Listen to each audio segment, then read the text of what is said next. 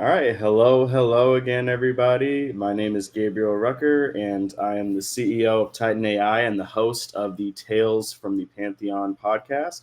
Thank you guys so much for coming on for another episode today. We have a really special guest.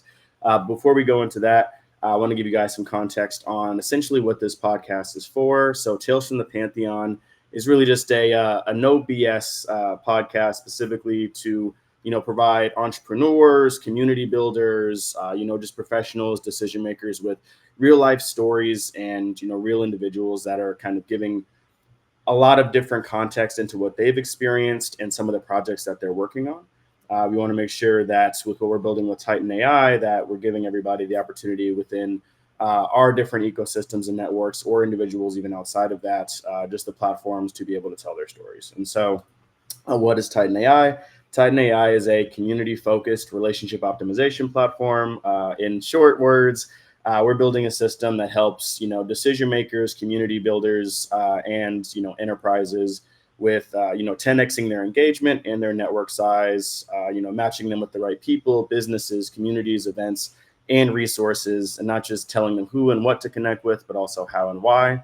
But enough about us. I would love to bring up our amazing guest today, CS Freeland, who is over the Texas Venture Fest that is going on this Thursday, but also as the executive director for the Texas Venture Alliance here in Austin, I guess in all of Texas, really. So let me bring her on right now. Hey, CS. Hi, thanks for having me. Yeah, so if you want to go ahead and tell everybody who you are, what you're about, all of the things. Sure. Well, as you can kind of see in my background, I've been here in Austin. I've been in downtown Austin, Texas for about 10 years and in Austin for 15. I spent some time, the majority of last decade, at a tech venture studio.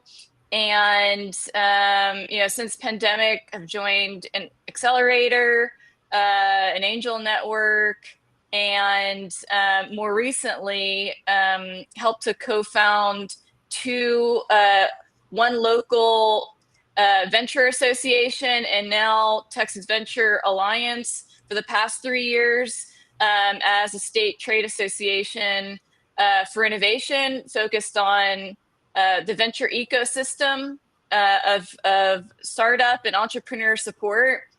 And that's if I'm talking about myself in one breath, that's what we've been up to. Yeah.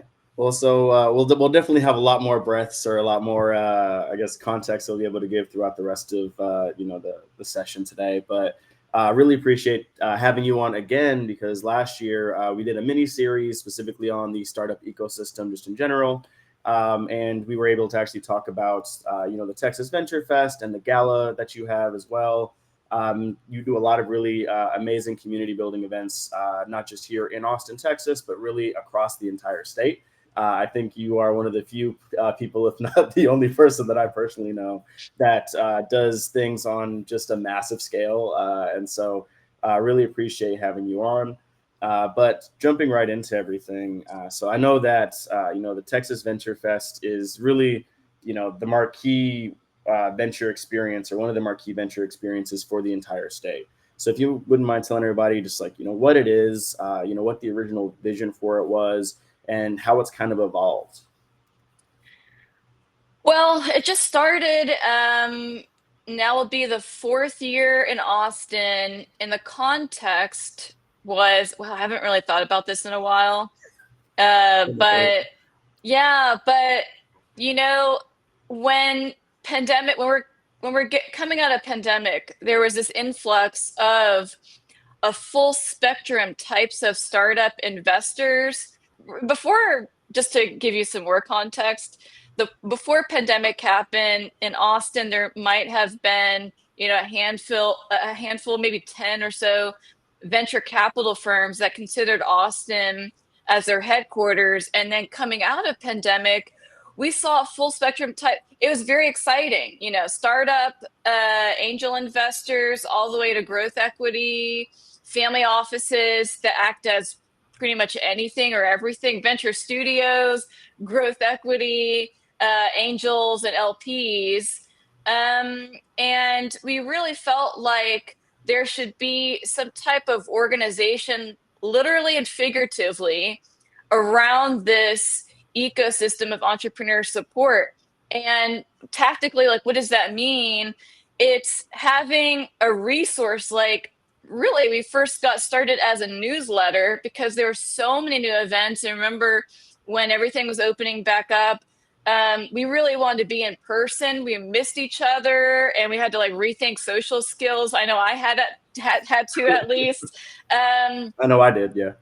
Yeah. And so we started having events, and so long story short, I guess, I was like, here in Austin, we've got a really great startup crawl, and it features startups of all shapes and sizes. And it's has been a long-standing staple in the community.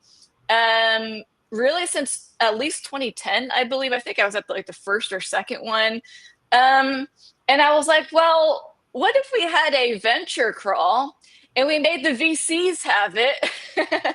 And, to the founders, venture capital and different types of investments and support could be like a black box. They're just, founders are trying to solve a problem. And so when you add capital into that, what does that mean? So that's how it got started. And so, it was it was Silverton Partners, and they have an office downtown. I worked with Matt there, who I pitched, like a founder myself. I'm very entrepreneurial. I pitched him this idea. I'm like, hey, would you be open to co-hosting with us? And we'll promote Silverton as a stop. And then, a lot of investors were supportive in addition to that. And then we had a great first Austin venture crawl. And then after that, I was like, okay, well, I didn't know how it was going to be, but it was a success. I mean, if investors say they're going to open their doors and have a big event, like, it's not going to be hard to get people to show up, Yeah, entrepreneurs honestly, like, in the you'll at least get the ecosystem. founders to show up for sure. If a VC opens their doors, you'll get an influx of people in there for sure. So we did that. It was a big hit, and they're Texas-based investors too. So it's in their thesis to back founders in Texas. So after that. I went all over Texas that summer. I went to Houston, Dallas, Fort Worth, the Metroplex area, San Antonio, even places like Brownsville, which is a part of what they call the Rio Grande Valley RGV. And, maybe places that are emerging like that, because, Brownsville's got the rockets that are supposed to go to Mars. So we've got these really interesting ecosystems happening all over the state. And I said, look, we're going to have another venture crawl in Austin, first Thursday of October. If you would like, have one with us, and I'll promote us all on the same page, and we'll be equally promoted on what's basically now Texas Venture Fest. So it's grown to, the first year was like 5 venues. The next year was something like 10. And then, oh my God, I'm like, am I getting my numbers right? Basically I think has it's like kind around of those, honestly, because I know, doubled. like, yeah, even every It's single year crazy. it grows too, and it's become like this massive thing. Because I think I showed up for, if it was around 2021, I showed up for the first one that you had. Yeah, it was Yeah, just 2022 October. yeah, 2022, Yeah. yeah. Hmm. And so I Yeah. showed up for I've been to every single one actually that you posted so far, and it's grown massively just with every single thing. I think last year in Austin, there were at least like 3,000, 4,000 plus people just in the streets of Austin alone, like on 6th Yeah. Street. Yeah, we'll do a better job this year of make sure to collect registrant information on site. But, it is in Austin, it's around 1,500 people that we have as registrations. And then across the state, around 15. So in total, around 3,000 people, which really is the makeup of the venture and startup activity in the state. Austin kind of makes up about a little more than half or so of what the entire state of Texas does. And we've seen that over the past couple years. even with a right sizing of things, with a little bit of calming down in the market, and people returning back to their lives, where we're still feeling the ricochet effect, the earthquake effect of a global pandemic. But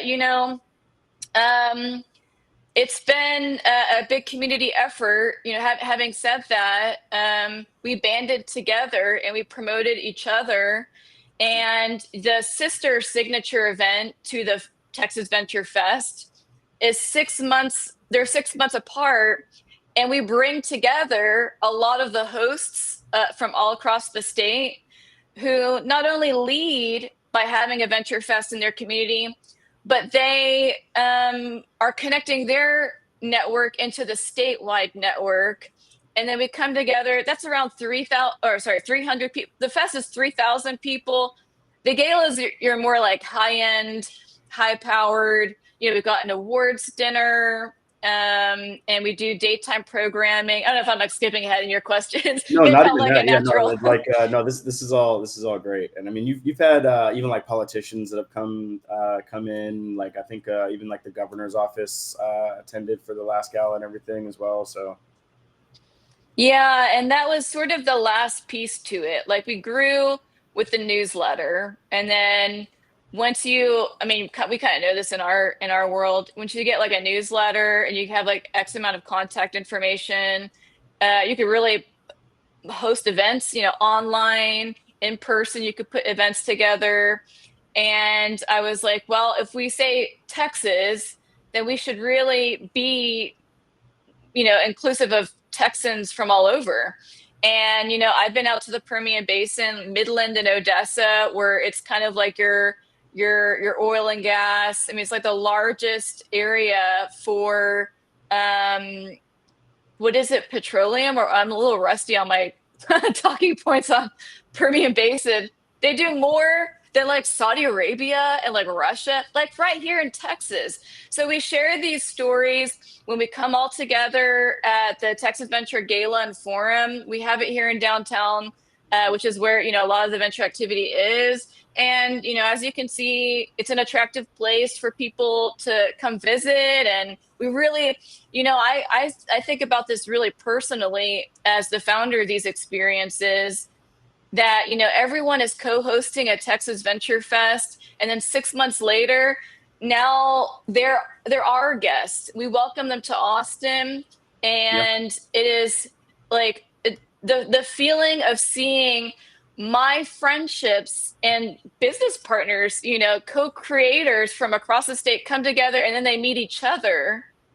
It's such a beautiful moment. No other state acts like this. We kind of brag a little bit in Texas. It ain't bragging if it's true, is what Adriana Cruz, who's the head of the governor's office, always says. It ain't bragging if it's true. No other state acts like this, but it's because we are not the big Silicon Valley or New York City. Well, this is all, everyone already knows this, by the way, but we're not these bigger hubs. But we have an interesting opportunity in certain sectors. And when we work together, when we collaborate as a state in our own different ways, we come to the table with our own different regions, and our forte as different types of leaders in Texas. It's really powerful when we do this, and now people start to expect the gala, they expect the Venture Fest. It's a powerful thing. So it starts as just a newsletter, then it's just events, and now it's like, hey, let's get the ball rolling. And now we've included the governor's office. We've attracted a message from the White House, President Trump, and presidential cabinet member Kelly Loeffler, who's the head of the SBA, was a keynote speaker at the last gala. So, and Senator Ted Cruz, he's a big Texan figure. And so it was really interesting to see, these political figures in person. We see a lot of Ted Cruz and all of them in the news.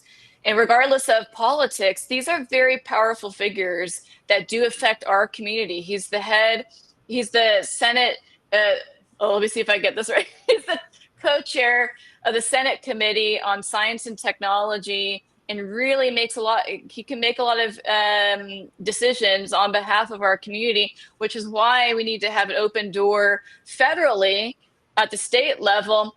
And we also include our mayors as well. We had the former mayor of Austin, who, the environment and the culture that we've enjoyed here in Austin has made an attractive place for investors and founders and builders and tech folks was, under his leadership. So anyway, I'm a little bit rambling on that, but that was the opportunity.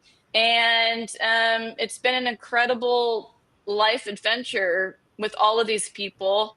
And you two also, we're gonna have a great time on Thursday. Yeah. And we've got a great audience. We have some last minute, tickets, but right now there's a lot of wait lists and venues closing. Yeah, because they're at They're capacity. packed. Yeah, Yeah.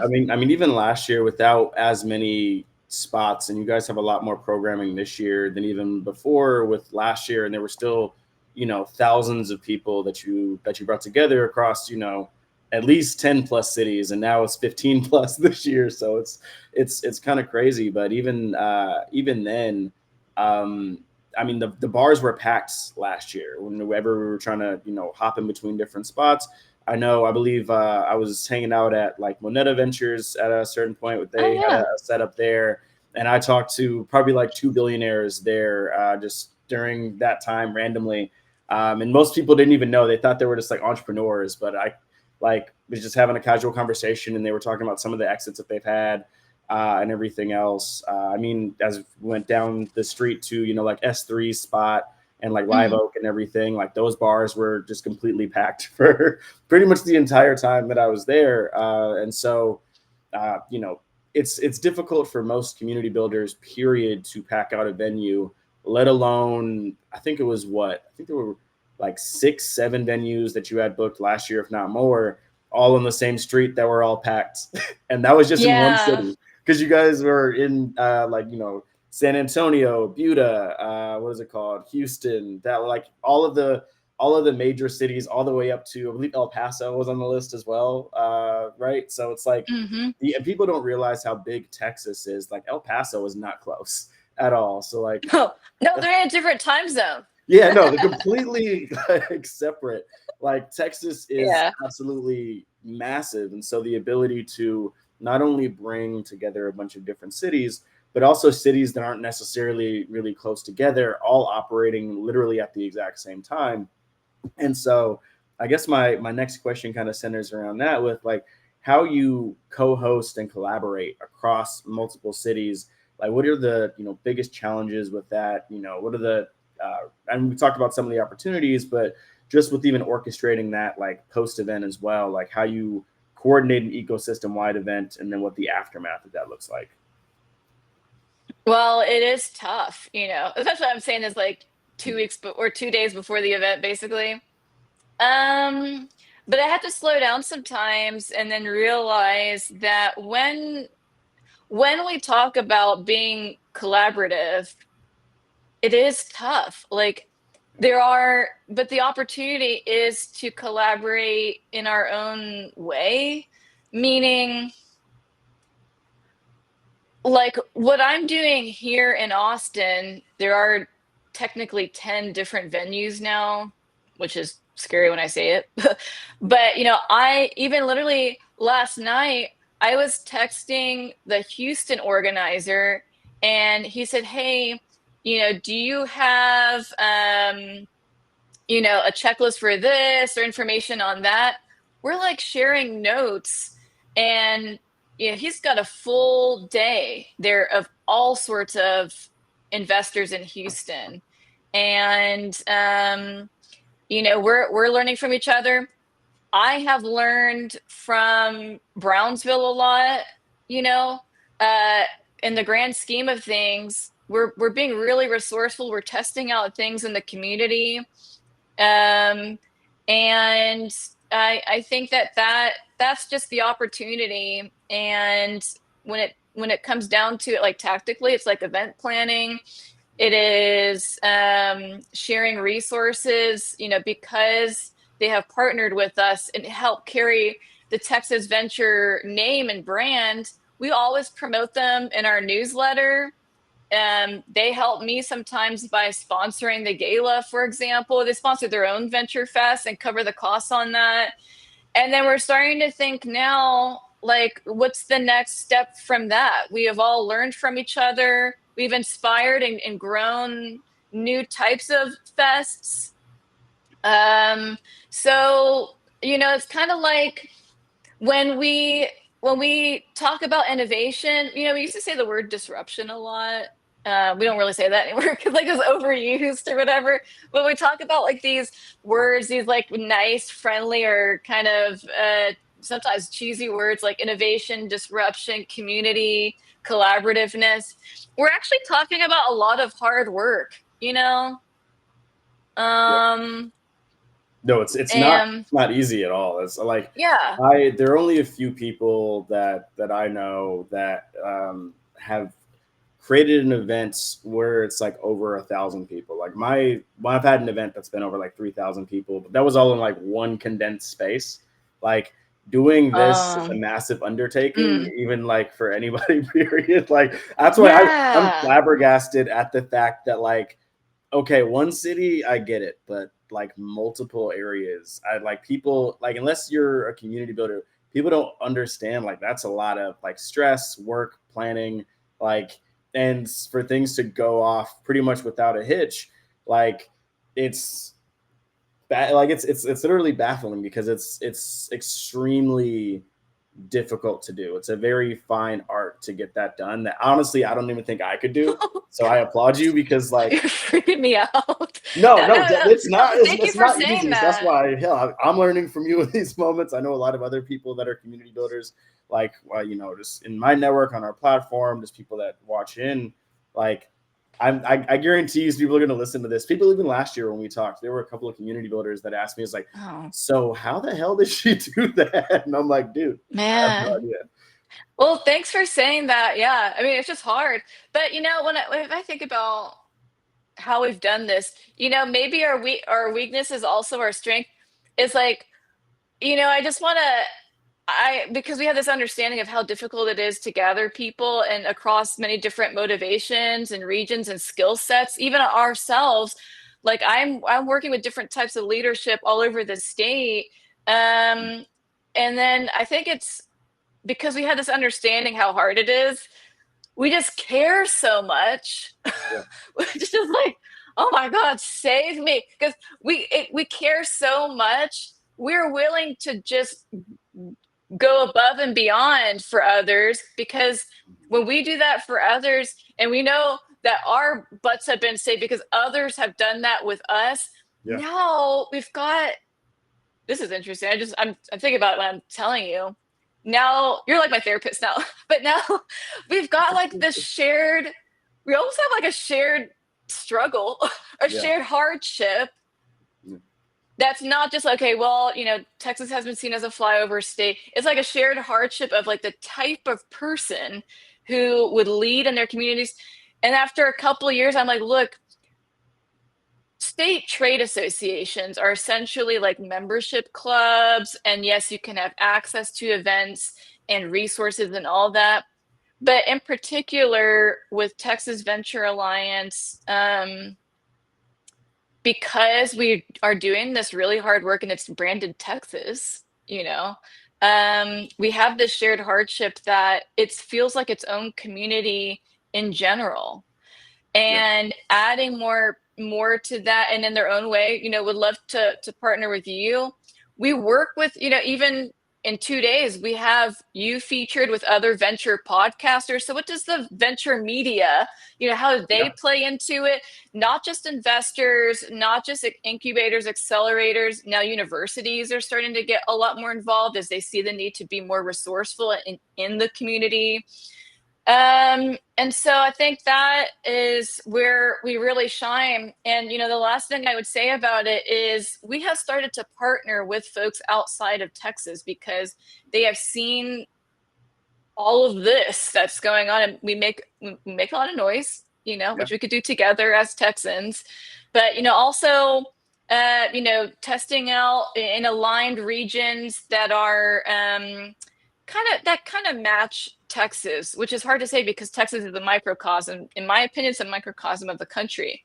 When you go, maybe not exactly like maybe like New York or Silicon Valley, we might have a sliver of that in Austin, for Texas, but you would find anywhere in the country parts of Texas that are reflective of that. So I think Yeah. it's really awesome. And I got to learn that I actually became a U.S. Chamber Fellow. So the U.S. Chamber of Commerce is the biggest spender of lobby dollars in the country, so Yeah. like in the world. And I was accepted as a fellow there out of about 30 of us from across the country. And I'm a little bit of a black sheep with that because I came in as a partner with our state chamber of commerce, the Texas Association of Business. And, they helped throw my hat in the ring with that. And we were learning from each other that, yeah, when I am meeting with the fellows, we learn from each other and learn from the US Chamber program. Yeah. I've seen that here because I've driven all over the state. And we see a lot of rural America, but we see a lot of the country's biggest metros. Like Houston is like one of the biggest cities in the country. Yeah. Fort Worth, we see that we see to give context, we see Fort Worth as like sometimes the little sister to Dallas because Dallas is just so big, tons of money, big Dallas. But it's actually like the 13th or 14th biggest city in the country. Yeah. But when it's sitting next to Dallas, it just looks differently.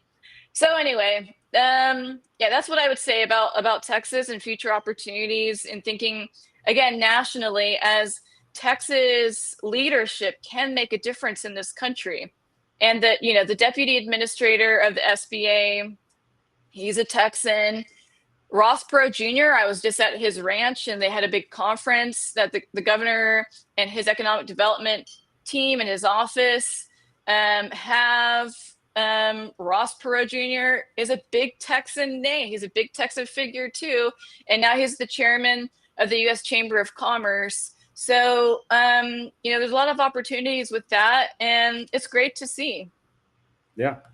No, 100%. I mean, there's even new things that I learn like each year being out in Texas because I'm a Vegas boy. I'm a city boy with country boy Oh, tendencies, but I'm not from Texas at all. My parents are both from Tennessee, so that's where my country boy comes from, and my city mouse comes from Vegas. So everybody thinks I'm from Texas. Sometimes it's kind of crazy, but yeah, I feel like even you got Texan vibes to you. I don't know if that's a good thing or a bad thing. They say Yeah. Austin's a little weird, so but no, it's interesting because even like the BBB out here, I believe is like the third largest BBB in the world, and everything else Mm. too. Like the numbers are just kind of when people say everything's bigger in Texas, it makes more sense the more that I hear just random facts about like just the amount of commerce and things that kind of flow through it, and it makes sense for it to be a major venture hub because of all the different aspects. And we're approaching, being a higher tiered city, but it takes time and effort and a lot of the programs and things like that you're putting on, and bringing the and local governments in because it's also not an easy task to do. I talked to other people in other states, and like you said, it's a unique thing to be able to actually accomplish that. But shifting gears a little bit, I wanted to, I guess, talk a little bit more about like, your career and just like kind of your path into, jumping into ecosystem building. So like, when did you kind of realize that the path you're on would lead to like, ecosystem building and advocacy? Whether it was on the startup side like you are now, or even in other capacities like you're operating with like, state and local governments. I didn't know, I had no idea that it was going to be like this. I didn't have, I don't want to be too hippie trippy on y'all, but in full transparency, I just kind of solved problems along the way. Mhm. I didn't ever think, it's weird for me to even say to myself, like, now that I've done these two trade associations, like, what? I was not really like that. But, I'm a fun and friendly person, like, I you agree. know, Yeah. thanks. I just Yeah. want, people to have a great time. That's what the fest is. But, Yeah. I'll say this because I was the founding executive director for the Austin Venture Association when we were coming Mhm. out of the pandemic. And I had this feeling before I met some of the board members there. I said, something's going on in Austin right now. I wanted to start a venture club, like Austin. I was calling like Venture Club, Venture Austin Club or something like that. And I was like, just something needs to be done, whatever shape or form this needs to be. Something's going to happen. We should lead it. And I was like, I will partner with you. They were actually like looking for someone to run point. And I'll tell you this, the first South by Southwest that we had coming back from pandemic, I was very nervous about it because I was like, is anyone even going to come? Like, are Yeah. people getting tickets to South by? And I shared my concerns with the board too. I was like, I don't know how this is gonna go. I don't Yeah. want us to be seen as super spreaders. And I would be personally I would feel and I would be personally accountable. I'm like, I don't want people, you know, to get sick and die. Like that's the world that we were living in. Yeah. But it actually went off without a hitch. We had this big event and I didn't actually, this is kind of funny to say in an interview. I didn't actually tell them that I had never really planned an event before, like ever, Yeah. beyond like an 8-person surprise birthday party, which happened right before pandemic. It was like in February of 2020. Like that was the last event that we and so, to your point, like how did I get all this ecosystem building? I Mhm. don't know. I like people for the most part. you know, Yeah. we give each other headaches, sure, for sure sometimes. But I'm like, I genuinely, and you gotta think like in our industry. Well, I haven't really been in that many other industries. Maybe lobbying, advocacy. Yeah. Hey, they have a lot of fun too. That's a social group for sure. Oh But yeah, for sure. Politicians and lobbyists and all that. Oh yeah, yeah, that's yeah, you need to be networking. that's a party environment in and of itself. I would say politicians are in the same realm as like salespeople, and so Oh yeah, yeah, yeah, I can no, see like that. same thing with conferences and all of that. It's a very similar Yeah, vibe. yeah. So, I don't know. What was my point with that? It's people who are genuinely passionate, you gotta like networking is a big part of it. It was interesting to figure out how to network across Texas. And I was Mm. like, ooh, because people, again, being a little bit hippy trippy on this, people there is a kind of trailblazing that we did years ago when I would try to add people on LinkedIn, not in a spammy way, but like, hey, I'm coming to town. Like, we're neighborly. I'm in Austin and would love to get to know you. That's how it all started. And technically on LinkedIn, people's people's profile picture was grayed out. I'm so glad I'm like telling you this. I'm like, damn it, I've like totally forgot about all this. People's profile picture, and even now still, people's pictures are grayed out because no one was even a middle connection. Mhm. Because I'm like coming out of the blue, like, Yeah. and LinkedIn like wasn't even going to show their face to me. So I was even kind of trailblazing past what the tech was going to allow me to do, even though we're still in Texas. You still drive 6 hours, you'll still be inside of Texas, or Yeah. not, from Austin, even the center point of Texas.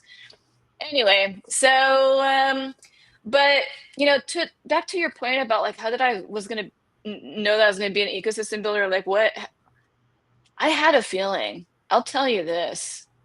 And usually if you look at my background, I'm a total entrepreneur. I don't, Yeah. pontificate about my venture deals. I'm more of a media person. I let them speak and give them a platform, our great, investor partners and stuff. But I felt, to talk to founders about this, I felt the feeling of what would be like a statewide, or like I called it expansive feeling. Back in pandemic, when people were still moving to Austin, there was like 10 offers on one home, Mm. like a normal home, Yeah. and people No, didn't have literally. Yeah. No. cars. The All pandemic these was girls were crazy for here. the Yeah. real estate market, like especially out here. Yeah, so I just had it was a weird feeling that now I'm like, oh, what else? What else could that have been? Versus before pandemic, I've been entrepreneurial. I knew exactly what to do and what to build around. I Mm. had the feeling of what was like, Venture Fest before I knew what to do. So I don't know Mm. if that's like too hippie trippy for this, but sometimes I'm just saying, tap in to your energy Mm. I mean, and be patient. it's an accurate way to describe it, because even with with what we're building now, so I had this idea like 2013, legitimately, like when I first started like Oh. college, like for my what is it called, for my business comm major. And like I've been studying the problem that we had for a while. I completely put it on the shelf, and then I just magically started building it later on. And I thought we were solving a completely different problem, because I was like, that's not the real Oh. problem. I was wrong, but also right at the same time. It's very weird. Yeah. Like, just the universe was like, no, we're gonna pull you back into solving this. I'm like, all right, like let's do it. Yeah. Let's try it out. So I completely Hmm. understand what you mean when you say that. Well, there's something to be said about, if sometimes I understand the hustle, and you gotta love it if you're an entrepreneur and you're gonna like get something up off the ground. It takes Herculean effort. But there's also something to be said about like reading or feeling the energy of something. Sometimes I'll work on a deal and I'm like, I'm just gonna die if we don't get this together. It's gonna be the end of everything. And then, a year goes by, I'm like, that wasn't actually even anything. This other deal that plopped right into my lap perfectly was it. I mean, it's just so crazy. It would drive most people nuts, which is why I'm so glad that you were building this network, because you have to share these stories. Yeah. We're the crazy ones. With the Steve Jobs, like, we're the crazy ones. So when we need to lean on each other and share these stories, and people think that we're promoting the investors and the universities and the chambers and EDCs. We kind of flipped the model. We made it easier for startups to see who all's there. Lay your Yeah. resources out on the table. And I believe in another hippie tribute. That's like the theme of this interview, I guess. Another thing is, like, I don't believe that we can positively attract things to us and grow and become something awesome and even better unless we are grateful for what we have. And how Yeah. can you be grateful for what you have unless you take a look at everything around you and say thank you, because it could have been worse. And when you have this positive energy, then you start to attract even more, and that's how you build. So Yeah. anyway. No, I mean, 100%. You gave me an idea for a way for us to collaborate at another point. So we'll talk about that offline, because this is your show right now. But no, that's a fantastic way to put it as well. And it kind of, a lot of people shy away from or kind of forget the aspect that, like, at the end of the day, everybody's human, and at the end of the day, all this shit is hard. Like, it's just not Yeah. it's not an easy or magical process. Some things just happen by, I call it faith, trust, and pixie dust, and just all of the things. But also, Oh, like, good. things push you in. No, it's literally that's what I said. Yeah.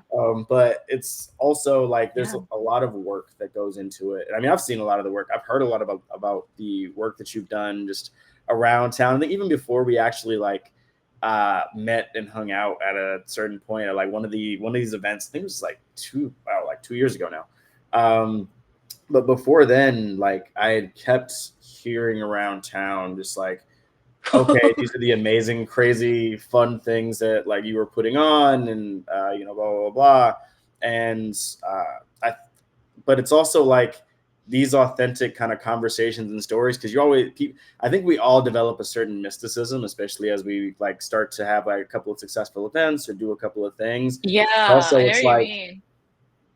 I'm not magical at all. I think I want to be, but like it's going through that process of having those like conversations like this. We're like, hey, you're just human, I'm just human, and sometimes it's hard, but also sometimes it's really fun, and you want to share both of those stories without people kind of putting the different aspects on a pedestal. Because also there's a lot of things. I guess that's a better question that I would ask is like, so what in what ways can people help or support you in what you do?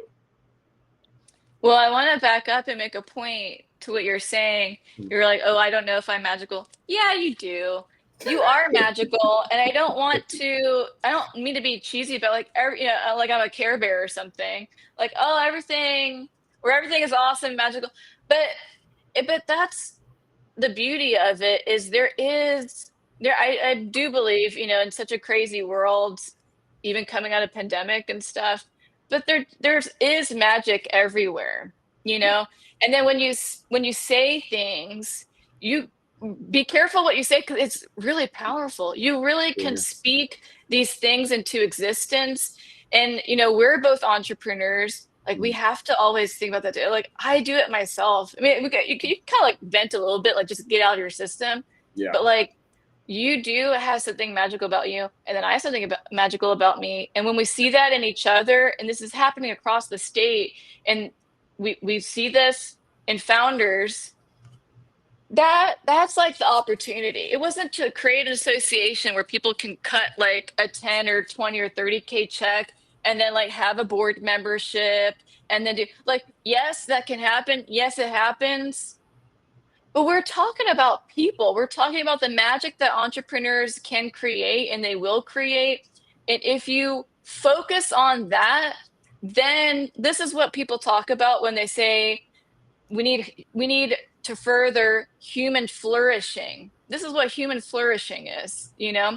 maybe that takes the shape of an association, maybe that's a newsletter, maybe that takes the shape of interviews like this, but maybe that takes the shape of like uncommon or unnatural connections, like maybe people didn't think about like Senate legislators as a part of this ecosystem of entrepreneur support. So there's magic in that too.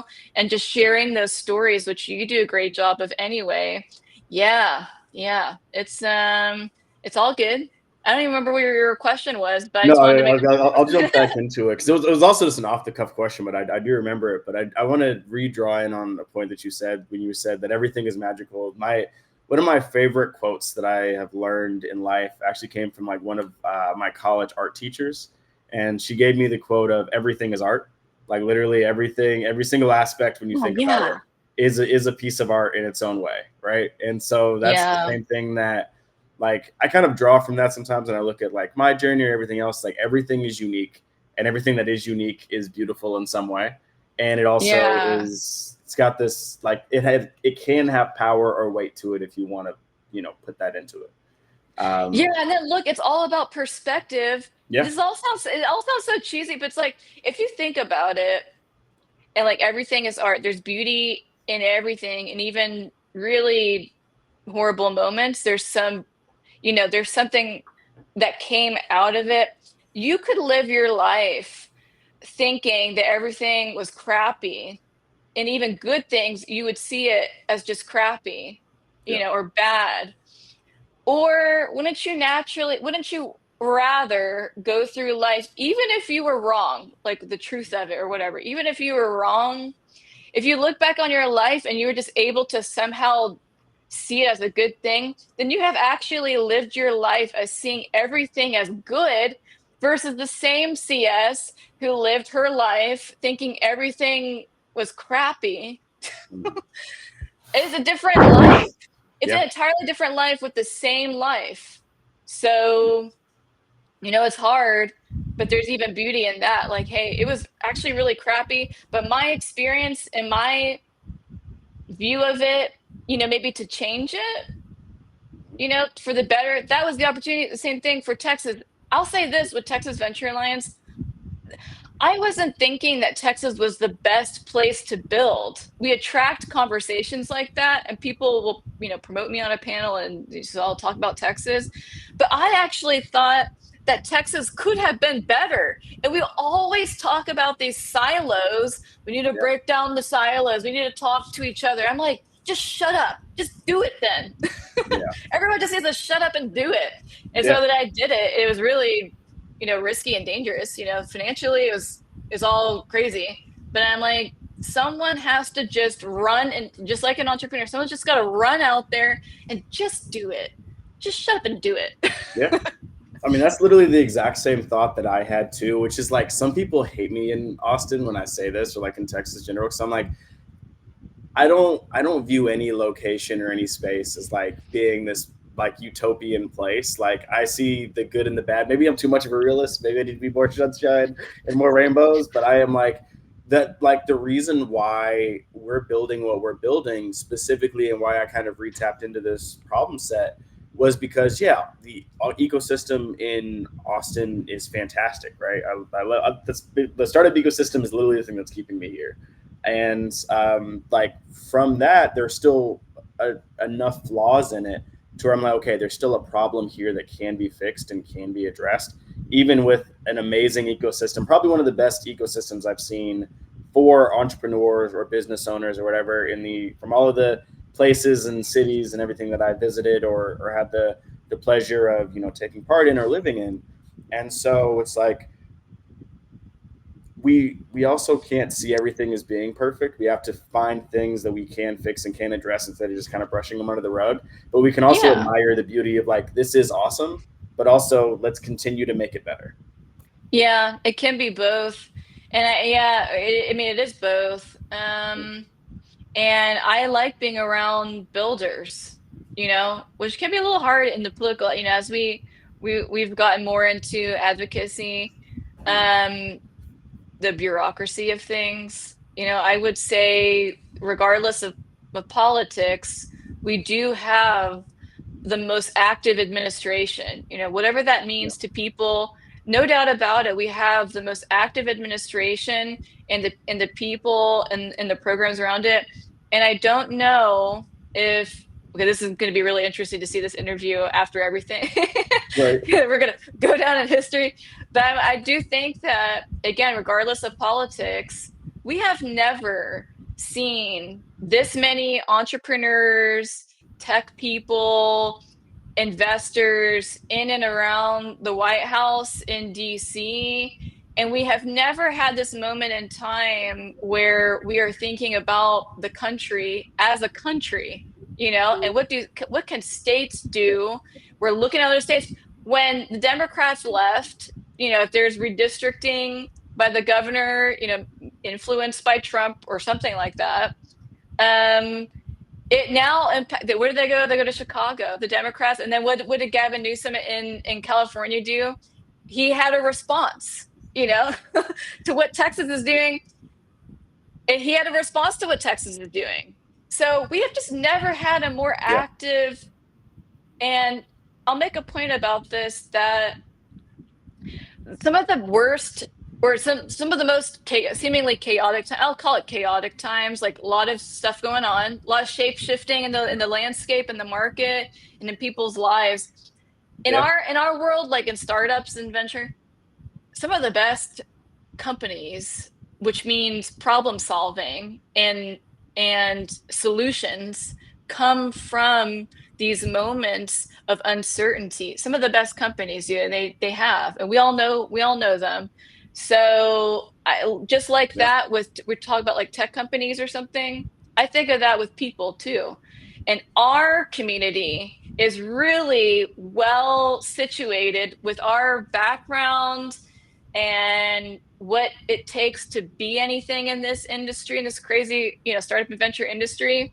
We're very well situated to lead in other aspects too. We're well situated to solve a problem, to have a coalition, to make a big splash, to be a community, and to partner and to make a big difference. It's the same thing. So I know this wasn't anywhere on your questions probably, but I'm like, look, they're entrepreneurs. Oh no, Yeah. this is all good In stuff. DC and everything.